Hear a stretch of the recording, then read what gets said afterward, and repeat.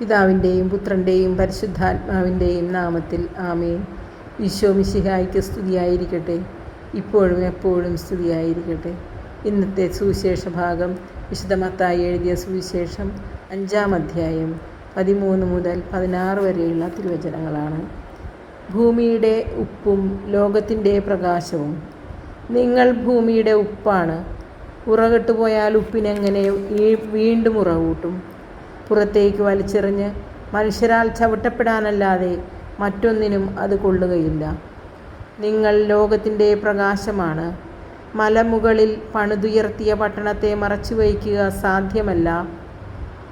വിളക്ക് കൊളുത്തി ആരും പറയുടെ കീഴിൽ വയ്ക്കാറില്ല, പീഠത്തിന്മേലാണ് വയ്ക്കുക. അപ്പോൾ അത് ഭവനത്തിലുള്ള എല്ലാവർക്കും പ്രകാശം നൽകുന്നു. അപ്രകാരം മനുഷ്യർ നിങ്ങളുടെ സൽപ്രവൃത്തികൾ കണ്ട് സ്വർഗസ്ഥനായ നിങ്ങളുടെ പിതാവിനെ മഹത്വപ്പെടുത്തേണ്ടതിന് നിങ്ങളുടെ വെളിച്ചം അവരുടെ മുൻപിൽ പ്രകാശിക്കട്ടെ. കർത്താവിൻ്റെ സുവിശേഷം. ക്രിസ്തുവേ, അങ്ങേക്ക് സ്തുതി.